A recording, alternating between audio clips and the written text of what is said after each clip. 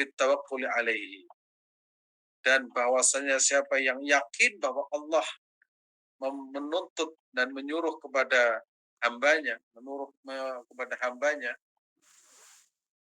yaitu untuk melaksanakan ibadah, ya, pasti seorang hamba bersungguh-sungguh menghadap kepada Allah Subhanahu wa Ta'ala. Kemudian kalau orang yakin bahwa semua perkara itu di tangan Allah, pasti kita akan tawakal kepada Allah Subhanahu wa Ta'ala dengan tawakal yang sesungguhnya.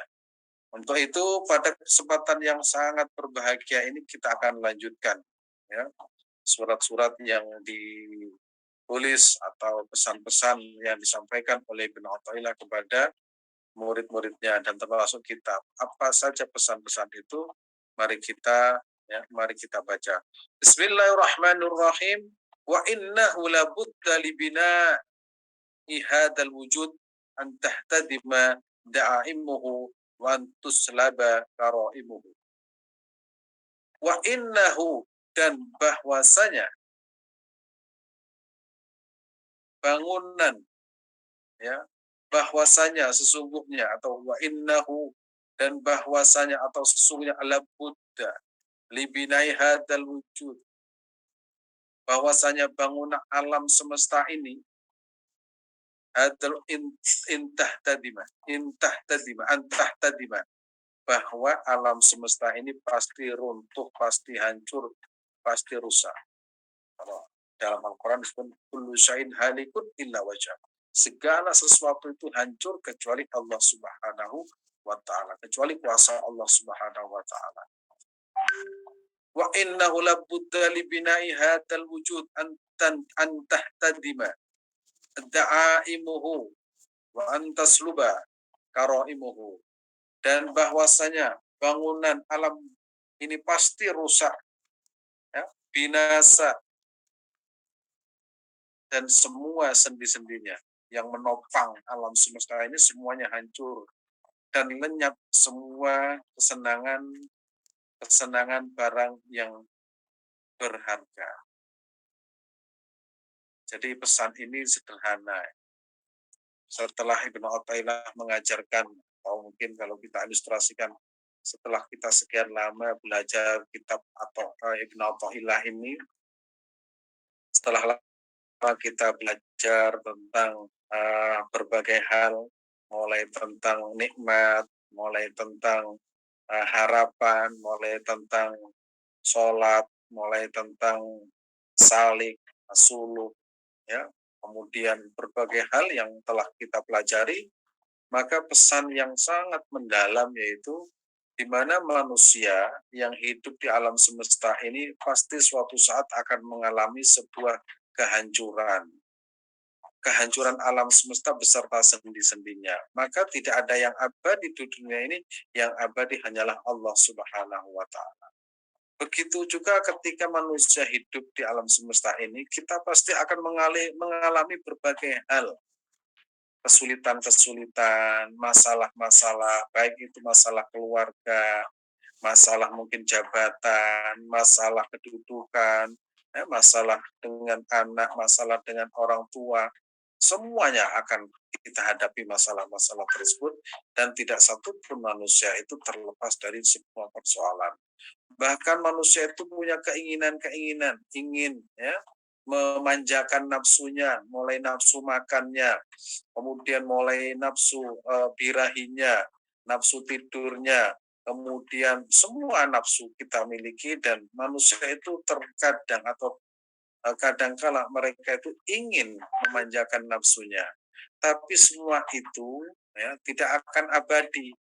Nah, persoalan-persoalan itulah yang kemudian didapati oleh Ibnu Athaillah sehingga surat itu ditulis, ya. Pesannya apa? Sehingga Ibnu Athaillah Askandari memberikan nasihat kepada sahabat-sahabatnya, dan sahabat-sahabatnya itu termasuk kita mungkin muridnya melalui mulai kajian ini, bahwa dunia ini pasti rusak, dunia ini pasti sirna, dunia itu pasti lenyap, binasa. Bahkan orang yang kita cintai mungkin akan meninggalkan kita, atau kita yang meninggalkannya. orang-orang yang dulu dekat dengan kita satu persatu menjauh, jabatan yang kita kejar, akhirnya kita tinggalkan. Yang abadi hanyalah Allah Subhanahu wa taala. Alangkah naifnya kalau kita mencintai sesuatu yang sirna. Sesuatu yang kita cintai yang tidak akan memberikan sesuatu kepada kita. Kalau kita mencintai Allah, Allah pasti akan mencintai kita. Kalau kita mengingat Allah, Allah pasti mengingat kita. Kata Allah, "Fadkuruni adkurkum." Ingatlah kepadaku, pasti aku akan ingat kepada kalian. Kalau kita ingat orang yang kita kasihi, belum tentu orang yang kita kasih itu ingat kepada kita. Kadang justru orang-orang yang dekat dengan kita justru memanfaatkan kita. Oleh karena itu dunia itu pasti rusak, lenyap. Yang abadi hanyalah Allah Subhanahu wa taala. Sesuatu yang fana pasti dia akan memberikan kebahagiaan. Yang fana tidak akan memberikan kebahagiaan. Kalaupun bahagia itu sifatnya sesaat, sesaat dan karena sesaat itu ya kita kadang setelah mendapatkan kebahagiaan itu tidak akan mendapatkan kepuasan lagi dan ingin ke tempat yang lain lagi. Dengan meninggalkan dunia yang fana menuju yang kekal adalah sebuah kecerdasan. Kalau kita itu menuju Allah, termasuk orang-orang yang cerdas karena mereka yakin dunia itu fana. Berarti kalau menuju Allah itu abadi, berarti itu orang yang cerdas. Ketahuilah bahwasanya akhirat itu sangat dekat di depan mata kita dan tidak ada yang bisa menghalangi kita untuk menuju Allah Subhanahu wa taala. Tulisan ini dibuat kepada sahabat-sahabatnya untuk menghibur para hamba yang kehilangan sesuatu yang berkaitan dengan kemaslahatan dan kepentingan syahwatnya saat menjadi suluk atau proses menuju Allah Subhanahu wa taala. Ini surat itu hiburan ya, hiburan bagi kita, hiburan bagi sahabat-sahabatnya Ibnu Athaillah Iskandari yang dulu, sekarang dan yang akan datang. Setiap orang itu pasti akan mendapati persoalan. Setiap orang itu akan kehilangan sesuatu yang dicintainya. Entah itu kehilangan barangnya, atau kehilangan orang yang dicintainya, anaknya, atau mungkin temannya, atau mungkin suaminya, atau mungkin istrinya. Itu semuanya pasti akan terjadi dan tinggal menunggu waktu kapan. Nah, ketika orang mampu meninggalkan itu semua karena cinta kepada Allah melalui proses yang namanya proses suluk, berjalan menuju Allah, ya, menyingkirkan ketakaburannya, menyingkirkan riaknya, menyingkirkan hasutnya, menyingkirkan rasa bencinya, kesombongan itu satu persatu disingkirkan. Ya, keinginan ini dan itu satu persatu boleh disingkirkan. Nah, orang yang mampu menyingkirkan kemudian diganti dengan ada yang rajin sholat tahajud, ada yang berzikir, ada yang bersolawat, ada yang baca Al-Quran, ya. Kemudian pikir-pikir yang kita pelajari itu dilakukan dengan sebaik-baiknya, maka itu berarti ya itu adalah perjuangan yang sangat luar biasa. Nah, proses itu disebut dengan suluk. Nah, ini hiburan agar supaya orang itu tidak senantiasa apa namanya terpaku pada dunia. Dunia ya suatu saat, bukan suatu saat pasti hancur. Sehingga kalau kita melihat banjir di mana-mana, itu kita kan tidak bisa berbuat apa, bahwa Allah itu berkuasa atas alam semesta ini. Alam semesta mulai kadang lautan, naik ke daratan, yang daratan itu ada gempa, yang di udara itu ada angin. Nah, kita kan tidak bisa berbuat apa-apa kecuali ya menyandarkan hidup kita kepada Allah Subhanahu wa taala. Dan orang yang tetap bersuluk pada hidupnya yaitu menuju Allah Subhanahu wa taala, akhirnya yakin bahwa Allah Subhanahu wa taala itu yang pantas dan kekal serta abadi membuat kita bisa bersandar selamanya. Ketika kita masih hidup bersandar dan di alam barzakh pun kita tetap bersandar dan di akhirat pun kita tetap ya mengharapkan pertolongan Allah Subhanahu wa taala. Kita lanjutkan. Nah, tidak ada yang abadi. Kehidupan akan berakhir. Karena memang Allah mendesain alam ini berakhir. Allah desain alam ini rusak. Ya, bukan abadi, tidak. Kehidupan akan pasti. Allah desain alam semesta ini kiamat. Allah desain alam semesta ini gempa. Allah desain alam semesta ini tsunami. Semuanya didesain untuk menjadi rusak. Jadi pasti ada akhirnya. Fisik menjadi lemah dan menua. Semuanya. Tidak ada misalkan yang abadi muda terus-menerus, tidak ada. Semua akan menua. Yang tidak mau tua pun tetap akan tua. Yang tidak mau lemah pun tetap akan. Ya karena itu adalah kodrat manusia yang memang Allah desain manusia itu, yaitu menjadi lemah dan menua. Kecantikan itu sirna, tidak ada yang abadi kecantikan itu. Ketampanan juga sama. Karena memang didesain sirna, ada masanya, ada durasinya. Durasinya itu kecantikan berapa tahun, ya. Ketampanan itu berapa tahun. Harta akan hilang, ya, kecuali yang disedekahkan. Juga begitu juga dengan yang lain. Harta akan hilang dari kita. Yang kita tinggalkan itu ada dua macam, ya. Yang kita tinggalkan itu jika digunakan untuk jariah, untuk sedekah, untuk ibadah, itu akan menemani kita di alam barzah sampai di akhirat. Kemudian yang kita tinggalkan itu bisa menjadi rebutan, bahkan akan habis. Nah, kemudian yang kita makan itu akan menjadi kotoran. Jadi tiga itu harta itu. Harta supaya abadi ya kita gunakan untuk kepentingan Allah Subhanahu wa taala. Yang kita makan itu pasti jadi kotoran. Kemudian yang kita tinggalkan itu ada dua kemungkinan. Kalau ditinggalkan pada anak yang baik, itu akan digunakan untuk hal-hal yang baik. Tapi kalau ditinggalkan pada anak yang tidak bertanggung jawab, pasti itu akan menjadi rebutan warisan, dan akhirnya itu mencelakakan orang tua. Kemudian kekasih akan meninggalkan kita. Kita punya kekasih, teman kita, keluarga kita, dulu teman kita yang sering datang, dulu tetangga kita yang sering menghormati, satu persatu akan meninggalkan selamanya, atau meninggalkan karena tidak cocok dengan kita. Tidak ada yang badi. Jabatan akan berakhir, sehebat apapun itu pasti akan berakhir. Dulu ya tangannya bisa menuding semuanya bisa terjadi. Ketika sudah lengser, tidak ada yang bisa, ya. Tu'ti man tasya wa tu'izzu man tasya wa tudhillu man tasya. Allah memberi sesuai dengan keinginan Allah. Kemudian Allah juga mengambil, ya. Wa tu'ti man tasya wa tu'izzu man tasya wa tudhillu man tasya biyadikal khair, itu semua atas kehendak Allah Subhanahu wa taala. Maka tidak ada yang abadi. Tetapi kalau semuanya disandarkan kepada Allah, Allah itu abadi dan Allah itu selamanya. Bahkan kalau kita bermaksiat pun Allah tetap menunggu-nunggu kita akan bertobat. Padahal kita banyak berbuat salah dan dosa.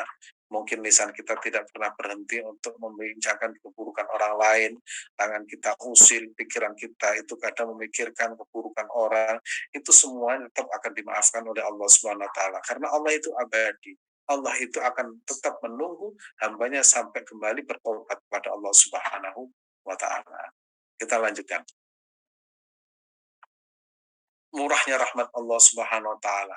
Nah, ini doa ya. Ini doanya. Ini doa yang apa namanya? Yang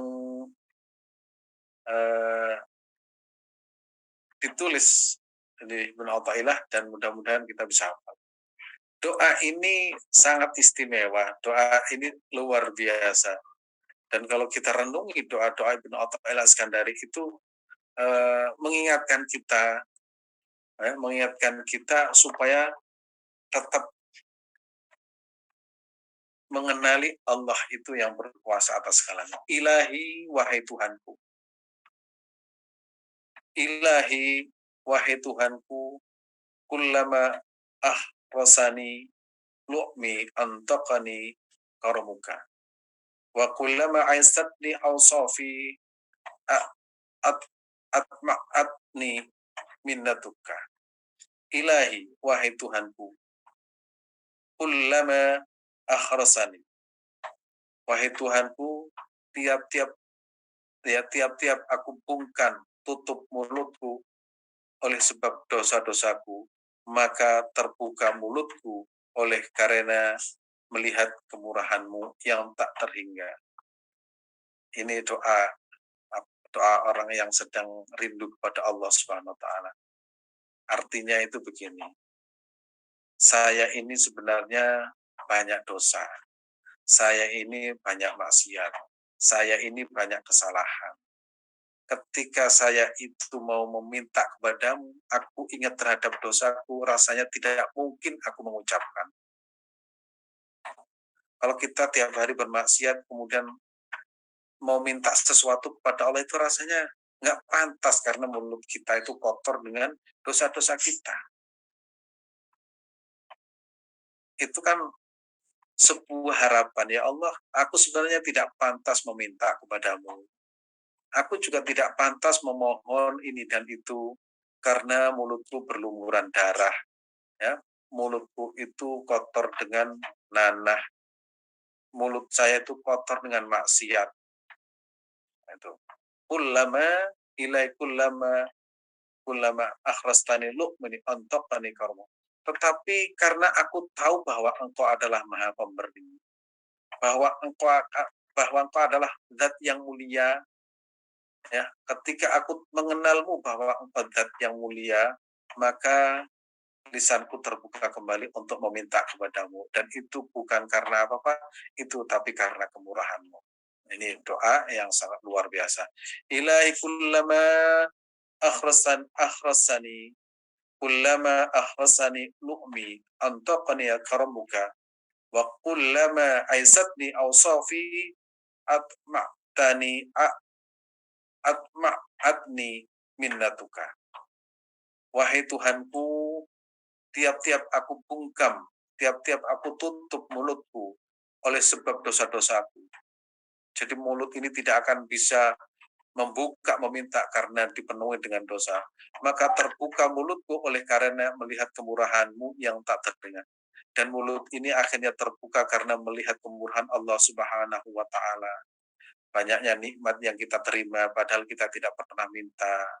Banyaknya keramat Allah Subhanahu wa Ta'ala padahal kita itu banyak dosa. Untung saja Allah tidak ada sebuah pernyataan begini.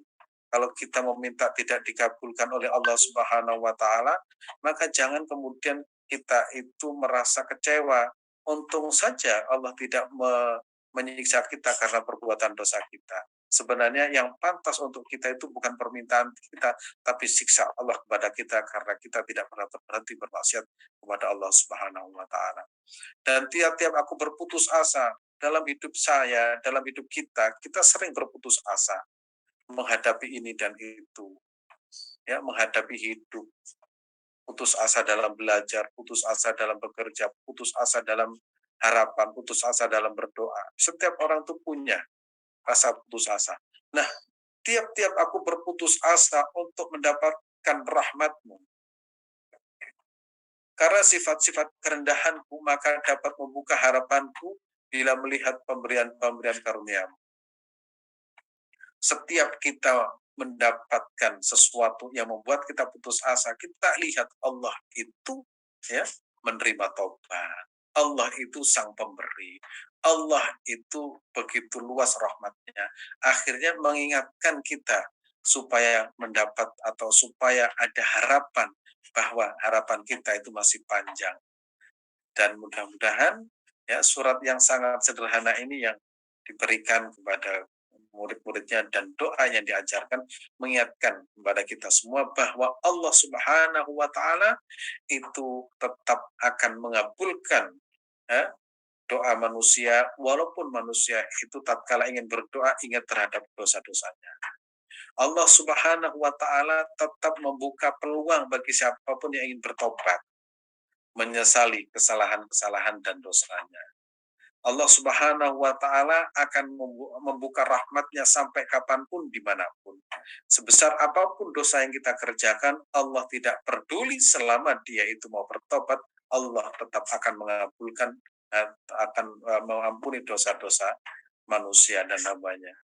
Allah Subhanahu wa Ta'ala tidak peduli walaupun dosa manusia itu memenuhi langit dan bumi.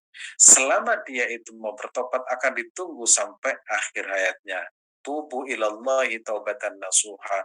Tobatlah kalian kepada Allah, ya, dengan taubatan nasuha, dan jangan pernah berputus asa terhadap rahmat Allah Subhanahu wa Ta'ala. Memang seringkali kita malu mau berdoa karena merasa tidak pantas. Lisan ini untuk membuka, ya, membuka mulut. Lisan ini untuk terbuka sangat sangat sangat sangat tidak pantas kalau kita ingat dosa-dosa kita. Masa kita banyak dosanya setiap hari meminta urusan urusan pribadi, rasanya tidak pantas. Tapi kita ingat bahwa Allah itu, ya, Allah Subhanahu wa taala itu maha mulia. Akhirnya Allah Subhanahu wa taala yang mulia itu menjadikan kita mau meminta, mau berdoa kepada Allah Subhanahu wa taala. Terus kita lanjutkan keterangan doa.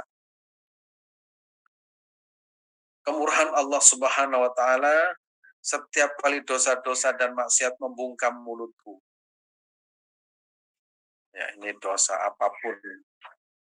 Kadang kalau kita berdoa itu yang ingat kita itu dosa. Saya habis rasan-rasan, saya habis gosip, saya harus menghina, saya baru saja menghina orang, saya harus habis saja mencaci orang, saya habis mencaci tetangga saya habis menghina tetangga saya habis menghina pemimpin saya. Lisan ini tak henti-hentinya kadang itu berdoa keburukan kepada orang lain. Pimpinan kita kadang kita doakan dengan keburukan, ya, setiap kali dosa dan maksiat membungkam mulutku sehingga aku tidak bisa meminta kepadamu. Kan ya sangat lucu, ya, sangat aneh. Kita meminta sesuatu kepada Allah, tetapi kita itu di sisi lain kita itu menghina makhluk Allah. Ya, ketika kita butuh Allah Subhanahu wa taala, kita ingin meminta kepada Allah Subhanahu wa taala, di sisi lain mulut kita itu menghardik anak yatim, menghardik tetangga. Itu sesuatu yang maksiat. Nah, itu kadang membuat kita itu merasa malu untuk meminta kepada Allah Subhanahu wa taala. Karena permintaan, ya, karena permintaan tidak terjadi kecuali setelah bermain mesra dengan Tuhan melalui ketaatan kepada Allah Subhanahu wa taala. Jadi logikanya mestinya kalau kita minta kepada Allah itu habis memuji Allah. Memuji Allah Subhanahu wa taala, Anta Rahman, Anta Rahim, Anta Karim, Anta Mu'ti, Anta Razak, Anta Fattah, Anta Alim, Anta Qabid Al-Basit. Itu memuji Allah, baru kemudian kita meminta kepada Allah Subhanahu wa taala. Bukan habis bermaksiat kemudian minta kepada Allah Subhanahu wa taala. Rasanya nggak pantas. Sama dengan seorang istri, suami istri, ya. Suami istri kemudian punya suami jahat. Semua punya suami itu apa ya? Ya, punya suami galak lah. Habis memukul istrinya, kemudian seorang suami mendekati istrinya untuk meminta agar kebutuhan biologisnya dipenuhi. Itu kan rasanya tidak pantas. Bahkan Rasulullah SAW menyebut orang yang demikian seburuk-buruk laki-laki, yaitu orang yang di pagi hari atau siang hari menampar atau memukul istrinya, kemudian malam hari mengumpulinya. Kita kepada Allah Subhanahu wa taala seperti itu. Bermaksiat, membincangkan keburukan orang, kadang menyakiti tetangga, menyakiti orang tua, menyakiti pemimpin kita, menyakiti ulama kita. Setelah itu kemudian kita itu meminta kepada Allah Subhanahu wa taala. Itu rasanya kan tidak pantas.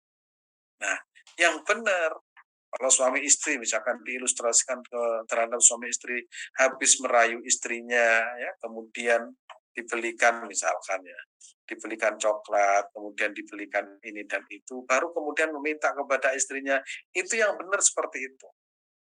Bukan habis menyiksa kemudian. Sama kalau kita kepada Allah habis taat kepada Allah Subhanahu wa taala. Itu setiap hari berpuasa Senin Kamis misalkan, habis bersedekah, kemudian meminta, ya Allah, aku bersyukur, takdirkan aku bisa sedekah, aku punya hajat, ya Allah, ingin menunaikan haji atau umroh, maka berikanlah kemudahan. Nah, seperti itu. Oleh karena itu para ulama itu mengajarkan kalau kita itu ingin hajat kita dikabulkan, bersedekah terlebih dahulu, banyak istighfar kepada Allah, banyak sholawat kepada Rasulullah, baru meminta. Itu ada ada tangga, memuji Allah, ya, berbuat baik kepada tetangga, teman dan lain sebagainya, baru minta kepada Allah. Bukan sebaliknya, habis bermaksiat kemudian minta kepada Allah. Nah, kalau habis bermaksiat apa? Menyesali maksiat itu baru mohon ampunan kepada Allah Subhanahu wa taala. Makanya istaghfiru rabbakum innahu kana ghaffara yursilis samaa 'alaikum midrara. Nah, di situ ya keindahan dan keistimewaan doa-doa atau materi-materi yang disampaikan oleh Ibnu Athaillah, ya. Karena rahmat dan kemurahanmu membuat kembali berbicara. Engkau tidak pernah berhenti memberi, engkau tidak pernah berhenti, ya, memberikan harapan. Sesungguhnya kami mengetahui bahwa Engkau Maha Pemurah, sehingga lisanku berani meminta kepadamu ya Allah. Karena Allah Subhanahu wa taala pemurah, Allah Subhanahu wa taala Maha Pengampun, akhirnya lisan ini terbuka dan setiap hari, setiap saat akhirnya tetap meminta kepada Allah Subhanahu wa taala. Dan mudah-mudahan Allah Subhanahu wa taala senantiasa menuntun lisan ini, senantiasa menyebut namanya, memujinya, dan tangan juga demikian melakukan sesuatu yang diperintahnya. Begitu juga semua anggota tubuh kita itu melakukan sesuatu yang telah diperintahkan oleh Allah Subhanahu wa taala. Selebihnya kemudian kita merayu dan munajat berbisik kepada Allah Subhanahu wa taala, sehingga bisikan kita itu semakin mesra kepada Allah Subhanahu wa taala, dan lisan kita tak henti-hentinya menyebut Allah Subhanahu wa taala siang dan malam. Ketika kita menyebut Allah Subhanahu wa taala, sesungguhnya Allah sedang mengingat kita. Wala takunu kalladzina nasullaha fansahum, dan jangan menjadi orang yang Allah lupa kepadanya, ya, karena kita itu tidak pernah menyebut atau tidak pernah berzikir kepada Allah Subhanahu wa taala. Terima kasih. Saya kembalikan kepada Ibu Nardi. Alhamdulillahirrabbilalamin, Masya Allah. Terima kasih Ustadz atas ilmu yang disampaikan di kajian pagi hari ini. Masya Allah, Ayah Bunda, kita diingatkan kembali bagaimana kadang-kadang kita lupa ya, kita merasa diri kita semuanya adalah mampu atas kemampuan diri kita sendiri, bahwasannya kita semuanya semata-mata Allah yang memampukan kita. Tadi ada bagian yang sudah disampaikan oleh Ustadz, saya highlight, yaitu fisik menjadi lemah dan menua, kecantikan akan sirna, harta pun akan hilang, ya kan? Tadi mengingatkan kita juga ya, bahwasannya ya harta kekayaan kita itu tidak ada apa-apanya kalau kita tidak menggunakan manfaat sebaik-baiknya. Ya, harta yang terbesar adalah meninggalkan anak-anak yang solih-solihah sehingga bisa memanfaat harta kita. Kalau menyangkut dengan harta, kita menyangkut pula dengan haji, ya kan? Jadi sesungguhnya yang bisa diwariskan pula juga nomor porsi haji itu juga sebuah warisan untuk anak-anak kita, ya gitu ya Bapak Ibu. Kaitannya di pagi hari ini, saya juga akan meng-highlight itu. Dan fisik menjadi lemah, benar tidak sih Bu? Bapak Ibu yang hadir di sini, kita merasa fisik kita itu semakin hari semakin melemah gitu ya, termasuk saya pribadi. Ya, jadi sudah nggak sempurna lagi gitu Ustadz ya. Ada sudah lutut sudah mulai kelotakan gitu ya. Bapak Ibu juga merasakan hal yang sama ya? Benar ya? Masya Allah. Baik, Bapak Ibu, Ayah Bunda, seperti biasa silahkan. Bapak Ibu ada yang bertanya, silahkan. Dan modul sudah di-share untuk kajian, di-chat oleh Mbak Cici ya. Terima kasih Mbak Cici yang istiqomah memberikan materi di apa namanya, di link ya. Oke, baik. Pertanyaan kita akan bacakan satu persatu. Apa ini? Bicara inspirasi. Oke, ini dari Bunda Hasnawati. Izin Pak Ustadz tanya, apakah semua sholat yang 2 rakaat seperti sholat sunnah qobliyah dan ba'diyah serta sholat witir 3 rakaat duduk tasyahudnya sama dengan sholat subuh, yaitu duduk dengan cara iftirosi? Mohon penjelasannya. Monggo Ustadz, ini di luar ini ya. Terima kasih. Sebagian besar ulama bahwa sholat 2 rakaat, ya, itu sujud yang terakhir, rakaat yang terakhir Nah, itu iftirasi tadi itu, ya. Itu sebagian besar walaupun ada yang berpendapat bahwa kalau sholat sunnah itu tidak demikian. Tapi sebagian besar ulama ya duduknya seperti yang telah diajarkan oleh guru-guru kita. Jadi ikuti saja insya Allah itu yang lebih populer dan lebih banyak berpendapat demikian. Dan termasuk saya dan hampir semua ulama di Mekah di Madinah itu melakukan hal yang sama. Demikian. Oh, Masya Allah ya. Jadi kita ini lebih orang yang lebih awam ya. Jadi sudah ada guru-guru kita ya, kita ikutin aja sesuai arahan Ustadz ya. Baik, alhamdulillah terjawab sudah ya, Bun. Nah, ini ada lagi Ustadz dari Bunda Sri Purwati. Yang lainnya alhamdulillah bersyukur menerima ilmu yang barokah tentunya insya Allah ya. Terima kasih. Dan ini Bunda Sri Purwati menyampaikan, Ustadz, berdoa dan kirim Fatihah untuk orang tua saudara yang sudah wafat, apakah disebut namanya satu persatu? Dan bagaimana melafatkannya, menyebut ruhi arwahi? Terima kasih Ustadz, monggo. Terima kasih.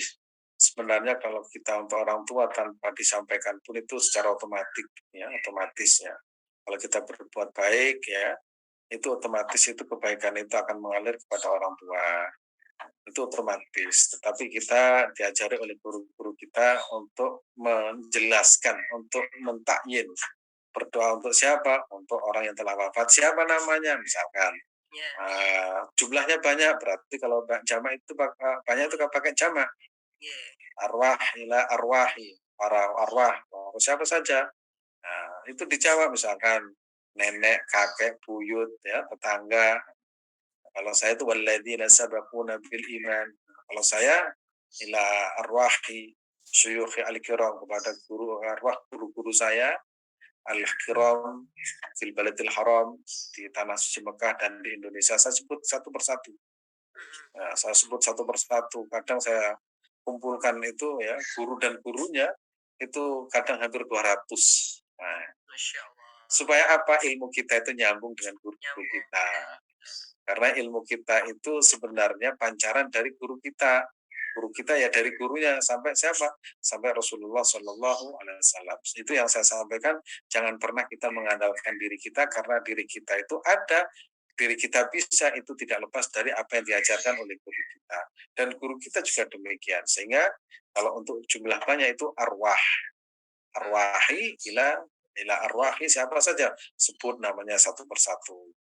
Ya, Nah, kalau khusus orang tua itu biasanya saya gunakan ini ya, hadrati walidayah, khusus kepada orang tua. ya, Kedua orang tua kita, laumal fatihah, itu nanti fatihahnya juga jangan satu, kalau yang lain boleh satu, kalau orang tua kalau bisa itu banyak. sendiri ya. Nah, kemudian untuk anak juga demikian. Anak itu kalau bisa itu lebih banyak karena kebutuhan anak itu lebih banyak. Apalagi anak zaman sekarang itu kita tidak cukup membekali dengan paketan ya, yang di dalamnya itu ada wazi, bisa apa namanya? Bisa ngecek kondisi atau posisi anak kita di mana. Tapi kita juga bisa setiap hari mengirimi doa atau surat Al-Fatihah 10 kali atau berapa kali atau berapapun jumlahnya agar kita secara fisik kita bisa memantau melalui teknologi wazi atau apa saja. Secara rohani hubungan kita dengan anak itu dekat sehingga tatkala anak itu melakukan ini dan itu akan terbesit dalam benak anaknya itu ingat orang tuanya. Jadi kita itu mengendalikan anak kita dengan dunia teknologi dan juga dengan dunia rohani yaitu melalui doa yaitu surat Al-Fatihah. Masya Allah, Masya Allah. Gitu. Insya Allah, ya. Terima kasih Ustadz. Dan ini memang dilakukan pula oleh guru kita bersama, yaitu Bapak Ari ya. Bapak Ari itu setiap dalam sholatnya, baik sholat malam maupun sholat 5 waktu, beliau menyebutkan satu persatu guru-guru dari Kiai Haji Habib Adnan ya, dan kemudian seluruh keluarga dan orang tuanya. Dan beliau ini mengamalkan sampai sekarang. Dan disebutkan satu persatu Ustadz. Alhamdulillah, Masya Allah, ini luar biasa. Dan ini menjadikan tambahan ilmu juga buat kita semuanya, maka lebih baik disebutkan satu persatu ya Ustadz ya, menyebutkan anak-anak Ya, kita, orang tua kita, mertua kita gitu ya. Alhamdulillah. Baik, sudah terjawab ya Bunda, dari selanjutnya masih ada waktu berapa lama Ustadz kita? ya 10 menit lagi nggak apa. 10 menit, oke. Ini ya, oke, tidak ada lagi. Oke, ini dari Bunda Siti Elik. Bagaimana cara menyikapi di satu sisi Allah senang jika kita bersujud dan berdoa, tapi satu sisi kita harus tahu diri jangan terlalu banyak menuntut terlalu banyak kepada Allah. Berdoa secukupnya, bahkan lebih baik pasrah. Oke, bukan pertanyaan ya ini ya. Ya, saya tanggapi memang eh, apa namanya berzikir itu lebih bagus daripada banyak meminta. Karena Mm-mm. kalau banyak meminta itu apalagi urusan pribadi kalau belum dikabulkan itu seringkali kita itu pesimis. Kenapa saya minta tidak segera diberi? Tadi saya sampaikan sebenarnya kita itu tidak pantas banyak meminta karena kita sering berlumuran darah tangan kita dan lisan kita. Untung saja Allah itu maha memberi, sehingga ketika meminta itu adalah bukti bahwa Allah itu pemurah kepada kita. Sehingga kalau kita mengetahui bahwa Allah itu maha memberi, meminta tanpa meminta pun pasti Allah memberi. Akhirnya yang muncul apa? Selalu ingat kepada Allah, itu namanya zikrullah. Begitu. Masih ada pertanyaan dari Bunda Nani. Bunda Nana ya? Pertanyaannya yang mana ya, Bun? Saya masih ada pertanyaan saya, Bunda. Mohon Bunda. Oke, silakan Bunda. Yang mana pertanyaannya? Boleh ditulis atau saya buka. Satu kali pertanyaan ya. Izin, maaf. Saya buka dulu. Sebentar. Bunda, silakan buka open mic. Pertanyaannya apa? Silakan, Bun. Sudah? Bunda Nana? Bunda Nani. Sudah saya buka, Bun. Silakan.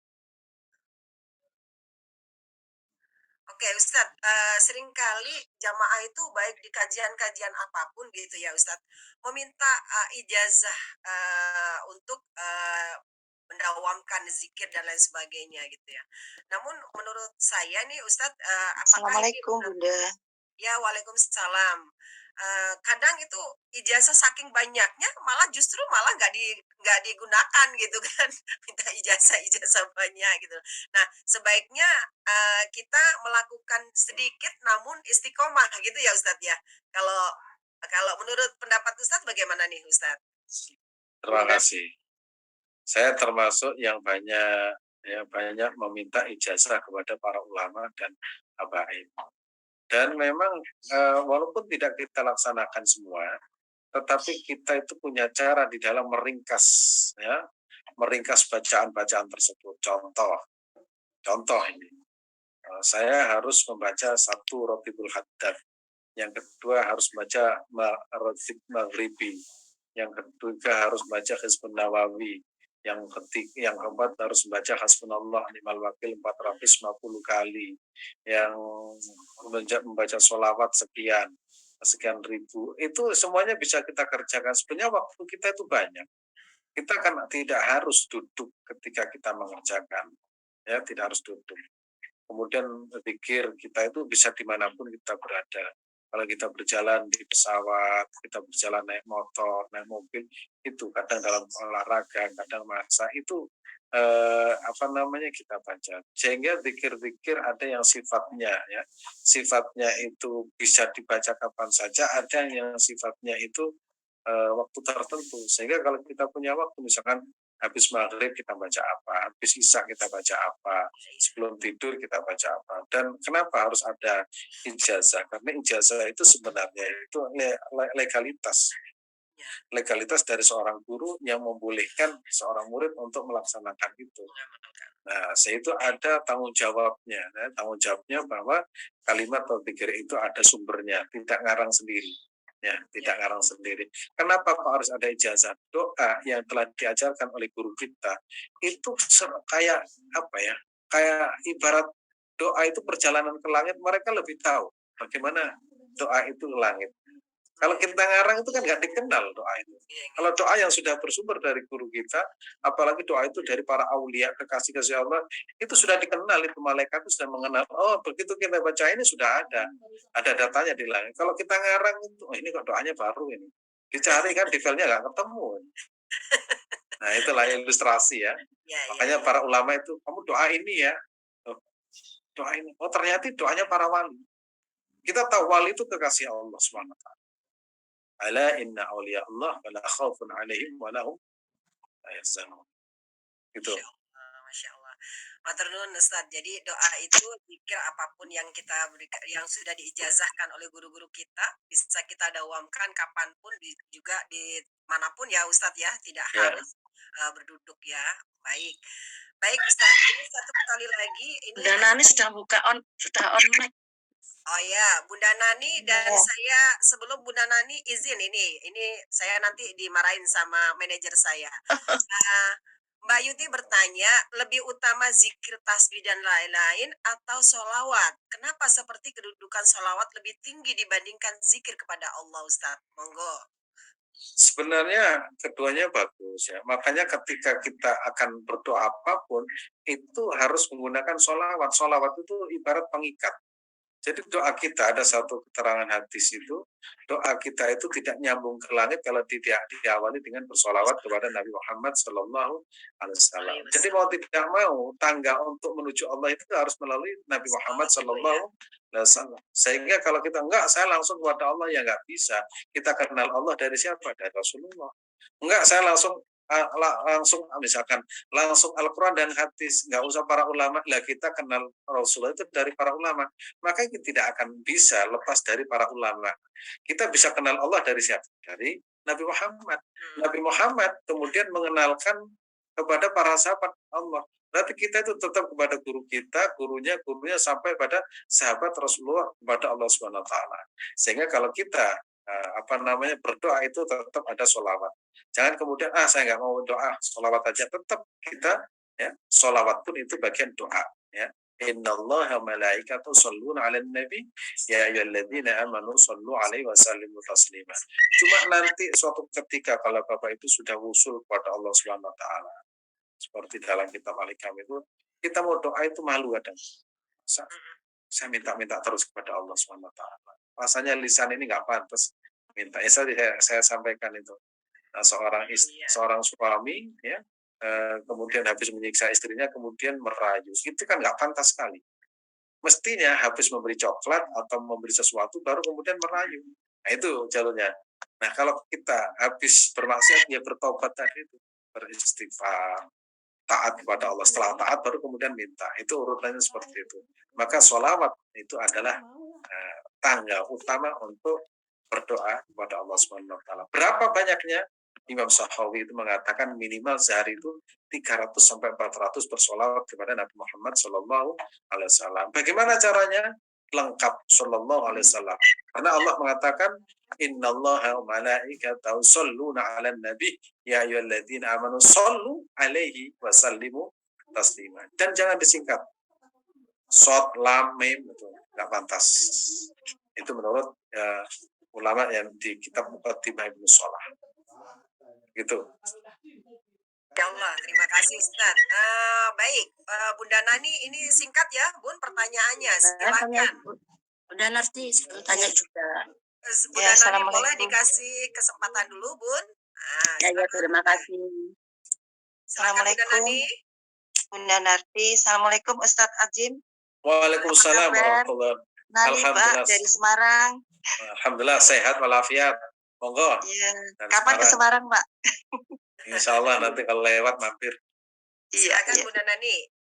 Iya, ini Ustadz mau izin bertanya tentang sholawat nariyah itu dibaca hingga 4.444. Apakah boleh itu dibacakan untuk jika bukan hajat? Ya. Apakah ada yang bocor? Ya, bisa dikabulkan untuk semua hajat karena saya mendengar dari ya, Ustadz Syamsi kemarin ya saya iya itu Oke. Saya tangkap pertanyaannya, sebentar Bun. Bu, sebentar ini apakah itu sholawat naria itu kalau dibaca itu ada kesirikan dosa besar yang paling besar karena ada kajian-kajian sunnah itu saya mendengar begitu. Jadi surat naria itu adalah sholawat bidah berunsur syirik. Apakah itu benar, Ustadz? Itu aja. Terima kasih. Mohon maaf Terima kalau kasih. mungkin salah. Terima Assalamualaikum kasih. warahmatullahi Oh, wabarakatuh. Ustadz, jadi di kajian kemarin kita di Ustadz Syam kita diijazahkan membaca sholawat nariyah sebanyak 4.444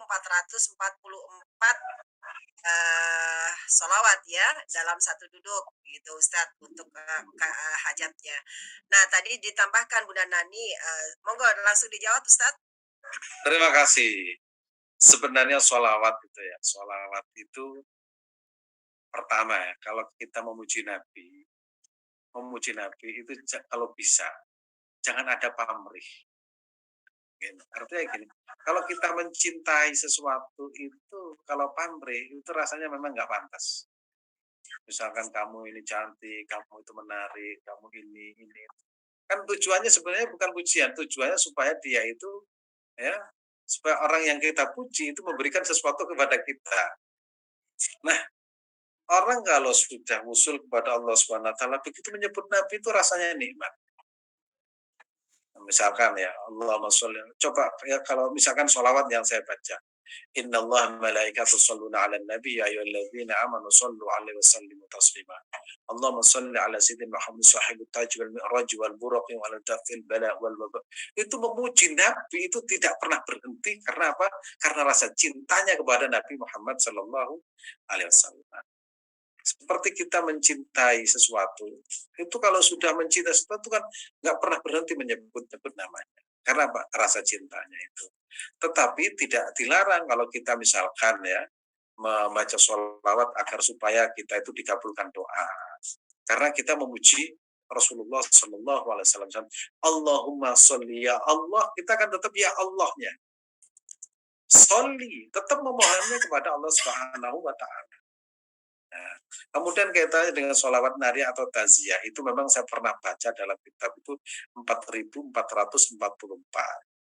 Tapi saya tidak pernah membaca satu jumlah itu, nggak kuat ya. Kalau saya membacanya nggak kuat. Ya, saya kalau baca yang enteng-enteng ya, membaca yang enteng-enteng. Yang penting kita nikmati bahwa sholawat itu memuji Nabi Muhammad Shallallahu Alaihi Wasallam. Adapun apakah itu dikabulkan, masalah dikabulkan itu urusan Allah Subhanahu Wa Taala, karena kita nggak punya otoritas dikabulkan atau tidak. Yang terpenting yang saya sering sampaikan adalah kita berdoa itu fokusnya kepada Allah Subhanahu Wa Taala, bukan pada permintaan. Karena kalau terhadap permintaan kita berarti ketika permintaan kita dikabulkan, kita itu kadang lupa dengan yang memberi. Nah, gitu. Kalau berdoa dengan apapun, fokus kita adalah zat yang memberi, yaitu Allah Subhanahu wa Ta'ala. Apapun yang kita lakukan itu sebenarnya bukti kalau kita itu mendapatkan kemurahan dari Allah Subhanahu wa Ta'ala. Nah, nanti kalau masalah bid'ah dan tidak itu perdebatan panjang yang tidak ada ujungnya. Yang penting kita memuji, mencintai Rasulullah Sallallahu Alaihi Wasallam. Innallaha wa malaikatahu yusholluna 'alan nabi ya ayyuhalladzina amanu shollu 'alaihi wa sallimu taslima. Alhamdulillah. Baik, Bapak Ibu, Ayah Bunda, terima kasih atas jawabannya Ustadz. Dan ini memang masih ada juga pertanyaan-pertanyaan yang lain ya Ustadz yang belum terjawab. Insya Allah nanti saya akan requestkan ke Ustadz untuk bisa dijawab ya, namun tidak di dalam kesempatan pagi hari ini ya. Baik, terima kasih Ustadz atas ilmunya di pagi hari ini. Masih bisa disebutkan atau sudah cukup Ustadz? Karena Ustadz juga mau ngajar nih. Hadis natalis hari. Oh baik, baik Ustadz. Jadi ini insya Allah nanti kita akan share ke Ustadz biar dijawab secara WA ya Bapak Ibu. Nanti saya akan sampaikan di grup atau saya sampaikan di kajian berikutnya di hari Kamis insya Allah ya. Baik Ayah Bunda, sahabat-sahabat semuanya, sebelum kita tutup dengan doa, izin saya menyampaikan sedikit titipan yaitu untuk jamaah haji wabil khusus kita ada training Amazing You ya, ini langsung disampaikan oleh guru kita bersama Bapak Ari Ginanjar Agustian. Ya, ini training tahunan ya, hanya 1 tahun sekali saja. Ini adalah sebuah benefit juga untuk jamaah haji dan ini adalah free untuk jamaah haji ISQ Tour and Travel ya. Silahkan segera menghubungi PIC masing-masing dan apabila mau upgrade kelasnya, karena di sini ada klaster-klasternya ya Bapak Ibu, maka ada tambahan biaya. Untuk silver adalah fasilitas yang diberikan oleh jamaah haji tunggu ISQ Tour and Travel. Dan untuk bagi yang umum, masih ada kesempatan diamond, titanium, dan gold ya, yang mau join ya. Investasinya ada di sini ya, silahkan boleh nanti boleh WA saya di 082231121165.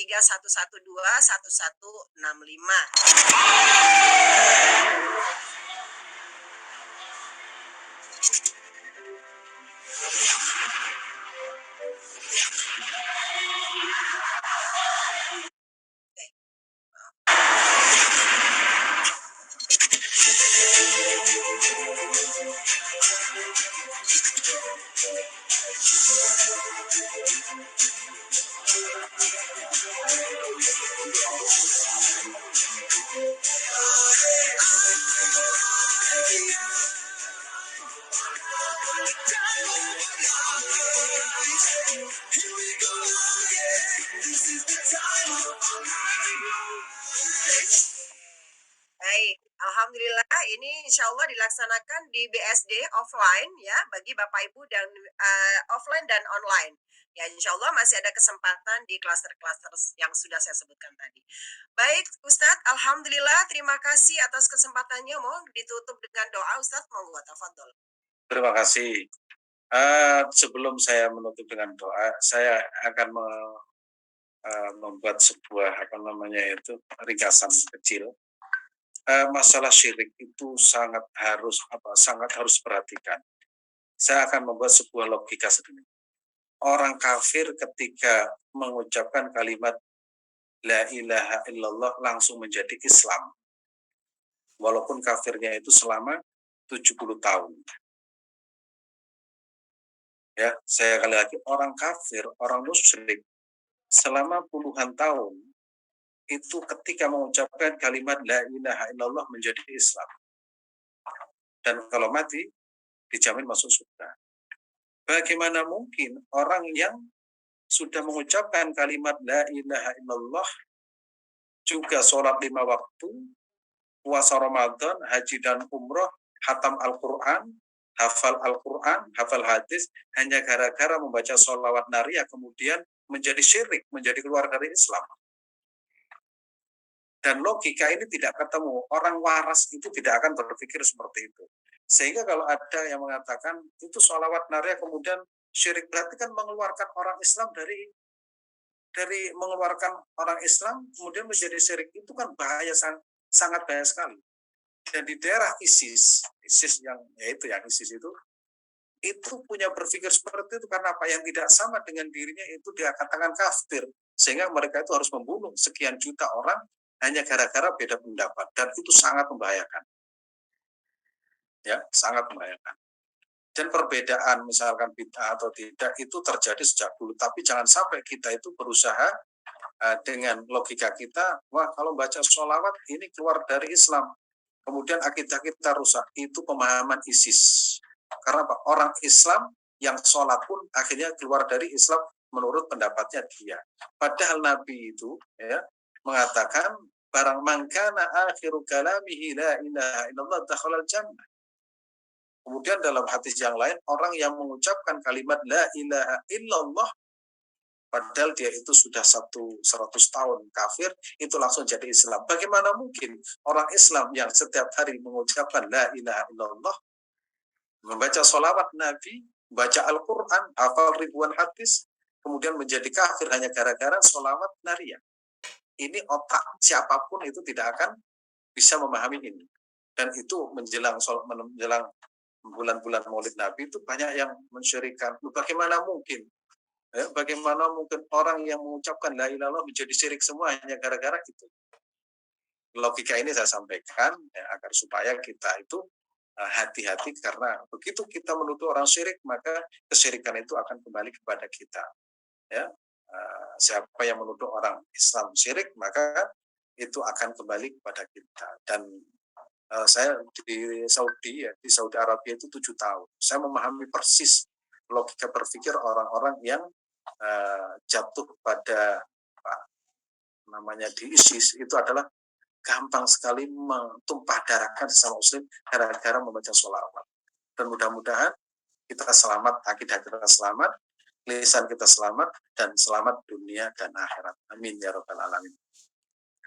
Bismillahirrahmanirrahim. Allahumma salli wa sallim ala sayyidina wa habibina Muhammadin sayyidil awwalin wal akhirin birahmatika arhamar rahimin.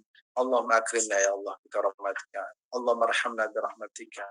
Ya Allah ya Karim akrimna ya Allah. Allahumma habib lana al-iman wa zayyinu fi qulubina karina al-kufra wal fusuqa wal isyan waj'alna minar rasyidin. Ya Allah berkahilah keluarga kami ya Allah. Ya Allah berkahilah ilmu kami, ya Allah berkahilah anak-anak kami, berkahilah keluarga kami, berkahilah ilmu kami, berkahilah kesehatan kami, berkahilah keluarga kami semua, berkahilah jamaah kami. Jadikanlah anak-anak mereka senantiasa ruku dan bersujud kepadamu ya Rabb. Innaka ala kulli syai'in qadir. Murahkan rezeki mereka, panjangkan usia mereka, mudahkan rezeki mereka bisa berhaji, bisa berumrah ke tanah suci Mekah, berziarah kepada Rasulullah. Berkahilah negeri kami, negeri Indonesia. Mudah-mudahan kita semua oleh Allah diberikan kemudahan rezeki, insya Allah bisa menunaikan ibadah. Rabbana atina fid dunya hasanah wa fil akhirati hasanah wa qina adzabannar. Subhana rabbika rabbil izzati amma yasifun wa salamun ala mursalin walhamdulillahi rabbil alamin. Terima kasih. Assalamualaikum warahmatullahi wabarakatuh. Saya izin. Waalaikumsalam warahmatullahi wabarakatuh. Terima kasih Ustadz yang telah disampaikan semuanya. Alhamdulillah sehat selalu Ustadz. Sama-sama. Salam buat Mbak Lia juga. Oke, baik Ayah Bunda, sebelum kita beralih kepada sharing session dengan manajer saya yaitu Mbak Yuti yang akan hadir menyampaikan beberapa informasi terkait dengan haji dan umroh bersama ISQ Tour and Travel. Namun di sini saya ingin bertanya kepada Bapak Ibu yang hadir pada pagi hari ini sudah download My ISQ belum?